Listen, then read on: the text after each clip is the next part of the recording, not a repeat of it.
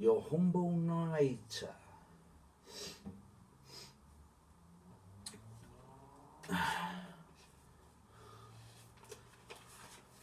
Fourscore and 7 years ago, our fathers brought forth on this continent a new nation.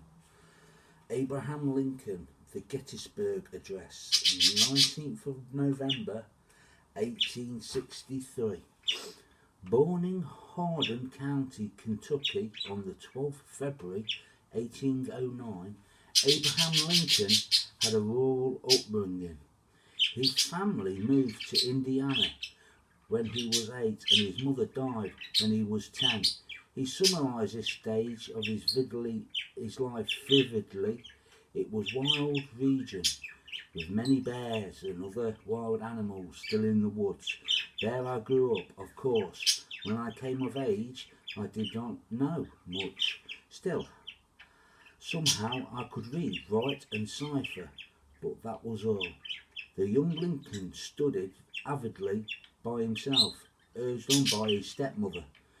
As a boy, he read widely, including the Bible, Robinson Crusoe, The Pilgrim's Progress, Aesop's Fables, the poetry of Robert Burns, Shakespeare, and books about the history of the United States.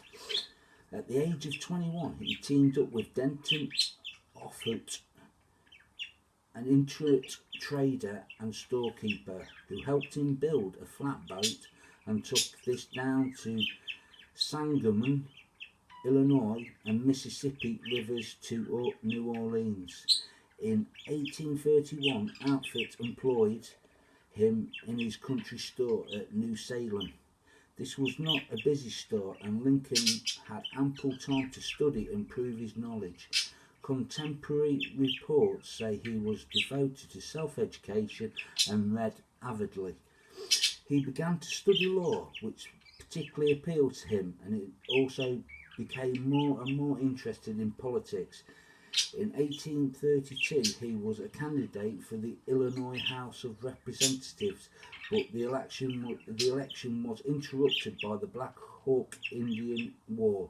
Lincoln duly volunteered and joined one of the Sangamon County companies, where he was appointed captain. However, he saw little action, and his short military career seems to have been rather undistinguished. He then went into business, and his friend William Berry buying a small country store. This was not a success, and when the store was sold to pay its creditors in spring of 1833, Lincoln was left with debts that took him 15 years to settle. In May 1833, he became a postmaster for New Salem, a relatively poorly paid job, and the same year he was appointed deputy to the surveyor of Sangamon County. Born the 12th of February 1809 in Kentucky, self-educated Lincoln served as a senator for many years before gaining the presidency, which he held for 2 terms. On New Year's Day, Lincoln declared the emancipation of all slaves on U.S. territory. The Gettysburg Address was given a commemoration of the 3-day Battle of Gettysburg, a turning point in the Civil War which left over 51,000 casualties. Assassinated on 14th of April 1865 in Washington. Lincoln was elected a member of the Illinois House of Representatives in 1834, re-elected in 1836, 1838 and 1840, and served in the post until 1842. In 1858 he ran for senator, and although he lost, he gained popularity through his debates and won the Republican nomination in the 1860 presidential campaign, which he won. However, only after the northern states supported Lincoln, most of the southern states left the Union.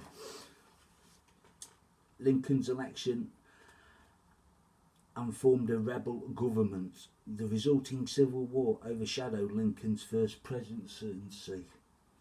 On the 1st of January 1863, he issued the famous Emancipation Proclamation, declaring that the slaves of the Confederacy were forever free.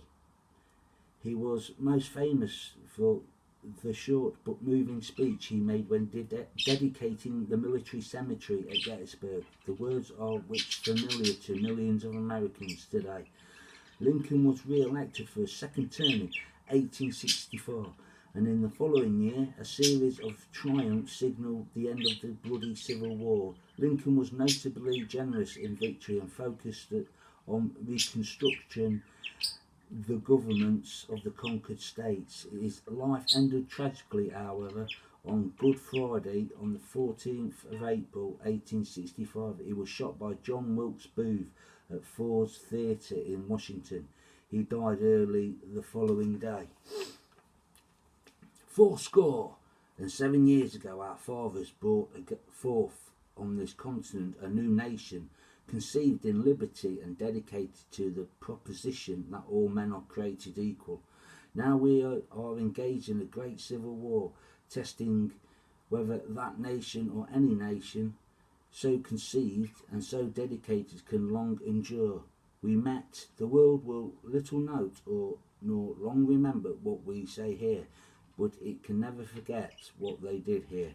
On a great battlefield of that war, we have come to dedicate a portion of that field as a final resting place for those that gave their lives that the nation might live. It is altogether fitting and proper that we should do this, but in larger sense we cannot dictate, we cannot consecrate, we cannot hollow this ground. The brave men living and dead who struggled here have consecrated it far above our poor power or to add or detract.